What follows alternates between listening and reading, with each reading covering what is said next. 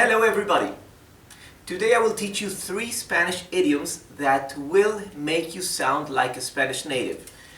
We'll start with estar de un humor de perros. Estar de un humor de perros means to be in a bad mood. Literally, it means to be with a humor or with a mood of dogs, right? To be with a dog's mood. Humor means mood, okay? Perros, you know, it means dogs. Estar is to be, okay? Remember, we use the verb estar for temporary feelings or situations, and we use the verb ser for permanent situations. Like, for example, yo soy Rodrigo, I am Rodrigo. That's permanent. We use the verb ser. Yo estoy feliz, I am happy. That's something temporary, right? Therefore, we use the verb estar, okay? The mood is something temporary. It's not permanent. Therefore, we use the verb estar instead of ser, okay? Estar de un humor de perros, then, is to be in a bad mood. Next, hacerse agua la boca. Hacerse agua la boca, this is the infinitive. It means to be mouth-watering, okay? When something is delicious and we are looking at it and we want to eat it, right? Or we are very hungry and then we are mouth-watering. We would conjugate this, right, into the verbal tense and into the subject, okay? So, for me, I would say, se me hace agua la boca, like this. Se me hace. I have a few lessons where I teach how to conjugate reflexive verbs with the reflexive pronoun, okay? So this would be, for me, I'm mouth-watering would be se me hace agua la boca. For somebody else, if I want to talk about he, I would say se le hace agua la boca, okay? He is mouth-watering. For him or for her, right? For us, right, would be se nos hace.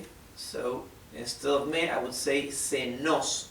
I would change the reflexive pronoun for us, okay? Se nos hace agua la boca.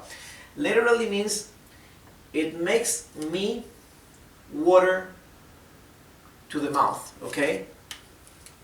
Agua means mouth, la boca, agua means water, la boca is the mouth, okay? Se me hace agua la boca means I am mouth watering, okay?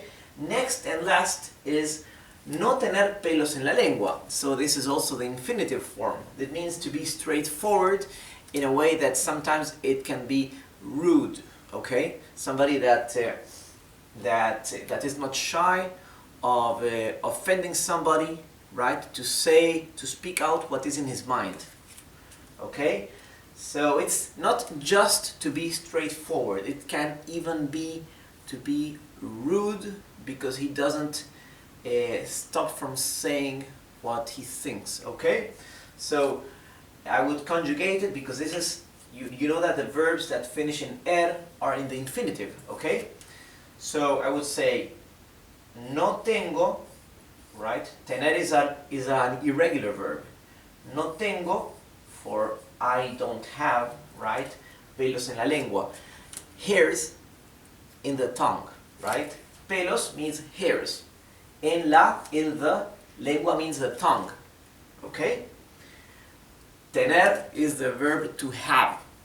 And no tener is not to have, right? So, no tener pelos en la lengua, not to have hairs in the tongue, or to be straightforward. No tengo pelos en la lengua, for I'm straightforward, or for him, no tiene pelos en la lengua, or for her, no tiene pelos en la lengua. You can add the pronoun ahead if you want. Él no tiene pelos en la lengua, or ella no tiene pelos en la lengua. Or for us, we would say, no tenemos pelos en la lengua, okay? So we would conjugate the verb tener, to have, okay? And the rest would be the same. So for us would be tenemos, okay? No tenemos pelos en la lengua. Now, if you want to conjugate it into the imperative, and for example, for the subject, you, right? I would say, no tengas pelos en la lengua. Be straightforward. Don't be afraid of saying what's in your mind, okay? No tengas pelos en la lengua. Okay? So, 3 Spanish idioms that will make you sound like a native. Estar de buen humor, estar de un humor de perros is the opposite. Estar de buen humor means to be in a good mood. Estar de un humor de perros, to be in a bad mood, in a worst mood, in the worst mood, in a very bad mood, okay? Estar de un humor de perros.